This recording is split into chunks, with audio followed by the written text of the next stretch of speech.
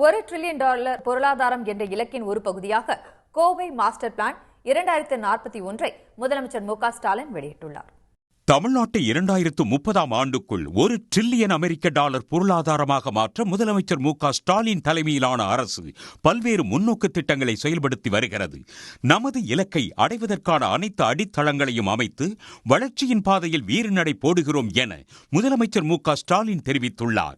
எல்லோருக்கும் எல்லாம், அனைத்து பகுதிகளுக்குமான பரவலான சீரான வளர்ச்சி என்று திட்டமிட்டு நாம் வைக்கும் ஒவ்வொரு அடியும் தமிழ்நாடு உயர்ந்து நிற்பதற்கான அடித்தளம் என்றும் அவர் குறிப்பிட்டுள்ளார்.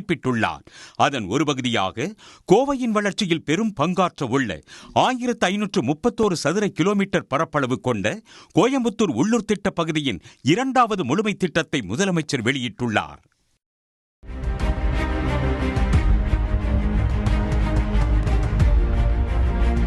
ஆல்மோஸ்ட் நாங்கள் ஒரு 30 வருஷமா இதுக்காக வெயிட் பண்ணிட்டு இருந்தோம். அண்ட் கோயம்புத்தூர் மக்கள் எல்லாம் ரொம்ப ஹாப்பி இந்த மாஸ்டர் பிளான் ரிலீஸில். கிட்டத்தட்ட 60 லட்சம் பாப்புலேஷன் பை 2041 அவங்க நீட்ஸ் கேட்டர் பண்ணுற அளவில் இந்த மாஸ்டர் பிளான் அமைஞ்சிருக்குது. இந்த ஃபர்ஸ்ட் டைமாக ஜியோ கிராஃபிக் இன்ஃபர்மேஷன் சிஸ்டம் மூலமாக நல்ல அக்யூரசி லெவலில் இந்த மாஸ்டர் பிளான் அமைக்கப்பட்டிருக்கிறது. முன்னதாக 18,67,00,000 ரூபாய் மதிப்பில் செயல்படுத்தப்படும் ஊட்டச்சத்து வேளாண் இயக்கத்தை முதலமைச்சர் மு.க. ஸ்டாலின் தொடங்கி வைத்தார். காய்கறிகள், பழங்கள், பயிர் வகைகள், சிறுதானியங்களின் உற்பத்தியை அதிகரித்து உழவர்களின் வருமானத்தை உயர்த்தும் வகையில் இந்த திட்டம் தொடங்கப்பட்டுள்ளது. ஊட்டச்சத்து வேளாண்மை இயக்கம் எனும் புதிய திட்டம் ரூபாய் 18,67,00,000 மதிப்பில் 2025-26ஆம் ஆண்டு நிதிநிலை அறிக்கையில் அறிவிக்கப்பட்டது.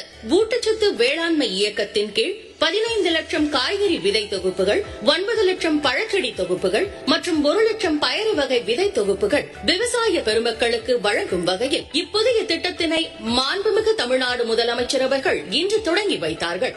மேலும் 103,38,00,000 ரூபாய் செலவில் கட்டப்பட்டுள்ள 52 வேளாண் கட்டடங்கள், கால்நடை பராமரிப்புத்துறை சார்பில் 25,15,00,000 கட்டப்பட்ட கட்டடங்களை முதலமைச்சர் காணொலியில் திறந்து வைத்தார்.